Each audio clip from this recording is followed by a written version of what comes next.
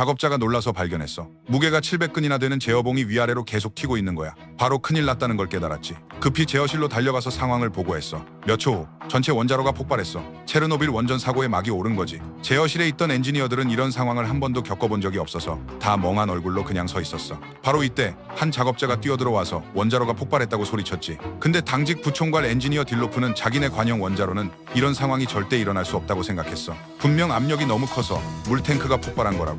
바로 명령을 내렸지. 방사선 측정기를 가져와서 검사하라고. 방사선 측정기로 측정한 방사선 수치가 3.6렌트겐이었어. 근데 그는 몰랐지.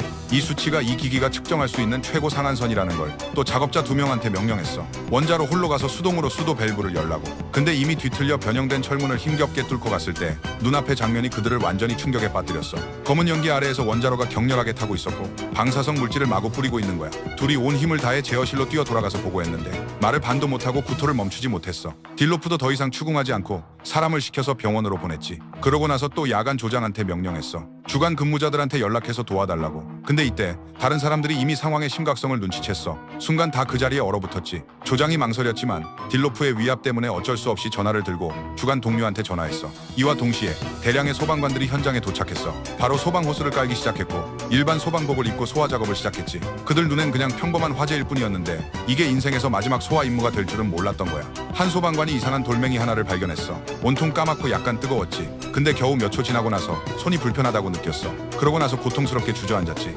소방장갑을 벗어보니까 그 손이 이미 썩은 거야. 원전에서 멀지 않은 고가도로 위에 이때 이미 엄청난 군중이 모여 있었어.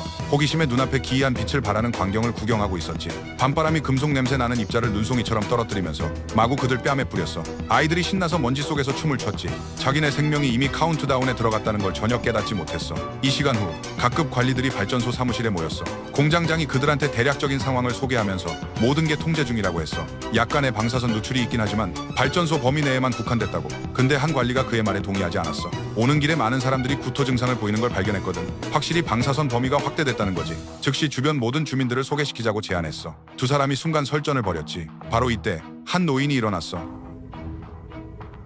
We seal off the city. No one leaves. And cut the phone lines. Contain the spread of misinformation. 이 최종 결정이 바로 모두의 박수갈채를 불러일으켰지. 회의가 막 끝났는데 야간 조장이 들어왔어. 회의하는 동안 조장이 측정원한테 상한선이 0렌트겐인 방사선 측정기를 찾아서 물탱크 근처에서 다시 테스트하라고 했대. 결과는 켜자마자 바로 타버린 거야. 조장이 또 말했어. 폭발 근처 파편에서 흑연 조각을 봤다고. 원전 전체에서 원자로에만 흑연이 있거든.